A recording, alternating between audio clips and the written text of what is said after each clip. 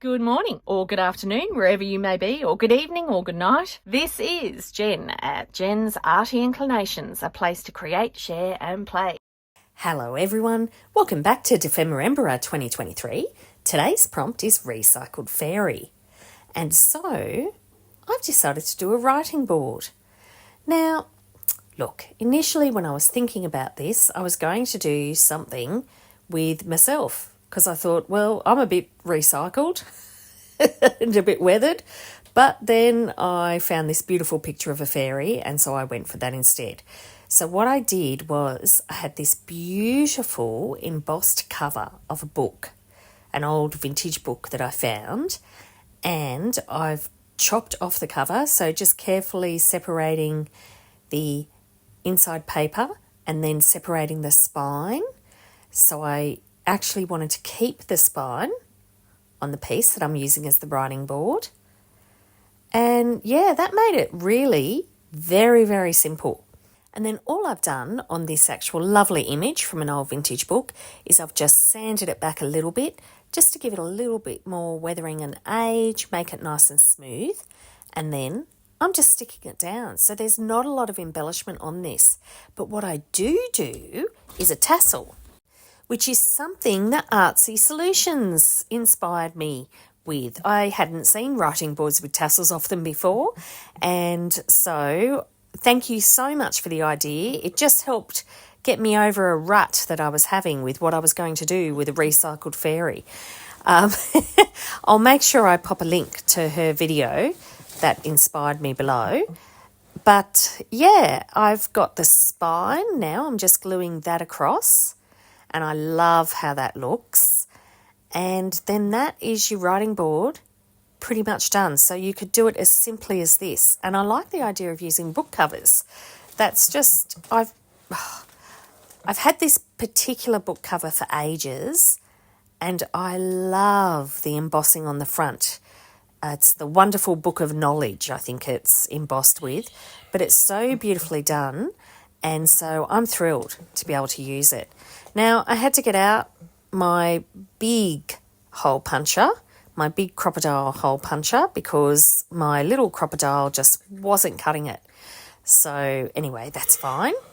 And I used my big one to press it in together as well. So just putting a little, what do you call them?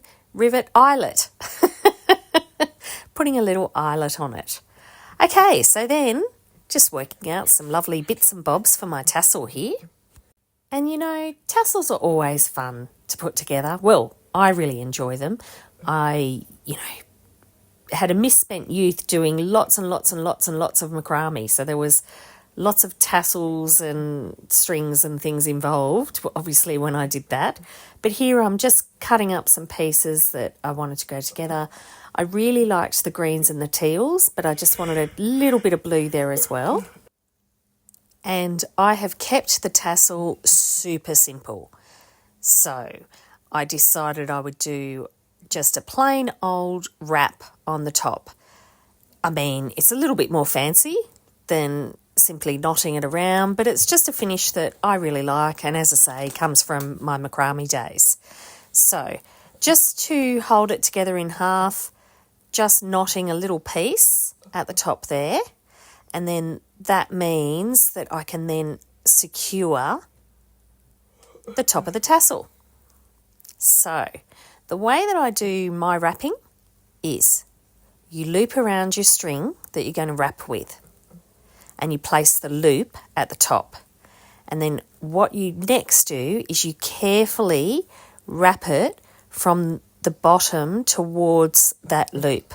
So wrap it around the tassel or around the strings that you're bunching together, and you wrap it all the way up to the top where that little loop is to put it through. Now, because I'm using a ribbon, I can be a bit rougher with this, but if I was doing it with string, I'd be very, very careful to make sure that the string really sat beside itself. But yeah, this is just, as I said, one of those finishes that I've done for years. It's really nice and it's very secure. So it's an ideal thing for a tassel that gets a little bit of wear, and I sometimes use it for bracelets, but sometimes you get a little bit too much pull back and forth. But fabulous if you're going to do tie bracelets. And I do love a tie bracelet. It's such a nice, simple thing. So there you go. Once you get to the top, that piece that you've been wrapping around, you put it through that loop at the top. Oh, lots of yawns beside me here.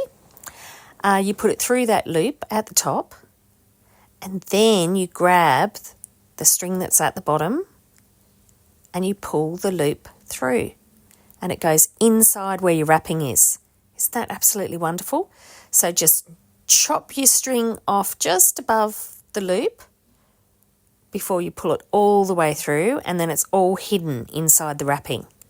So, one day I'll do a better demo of this, but that does give you the general idea. So it secures itself, it knots itself. Quite wonderful. Now all that's left to do is attach it. So I'm just, gently easing it out, straightening it all up, untangling it. And then all I'm doing is I'm just going to tie a knot at the top, and I'm going to cut it to length. So I decided that I'd cut it a little bit longer than my actual writing board because I thought that would be a bit of fun. Gee, that's a beautiful image of that fairy. So she is recycled because she's out of a book, and then the book cover's also recycled. That's where I get the recycled from, just to let you know.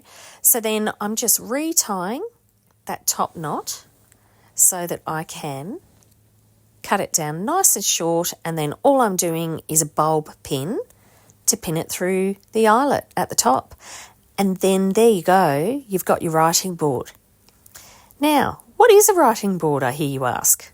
Well, really simple, and honestly, I should do so many more of these. I might have to do up a bunch now because every junk journal should totally come with one of these, yet I've never made them before. In our junk journals, we fill them up with all sorts of embellishments and paraphernalia and things, and that can make it bumpy to write on. So a writing board you can pop under your page to give you a surface to write on. But voila, there's my finished little product, and I'll show you what I mean. So I'll go through and I'll find a page. There you go. There's our little, what did you call them? Kintsugi houses? Kintsugi. Yes, you're all out there telling me how you say it properly. I know. But see, once you put that writing board under, you've now got a flat surface to write on. So anywhere in your junk journal. And as I said, this book cover was just the ideal size for my DEPHEMEREMBER journal. And I can just slip her in the back. And the lovely thing is the tassel can just sit out. So that gives my book a little bit more decoration. And there we are, another prompt done.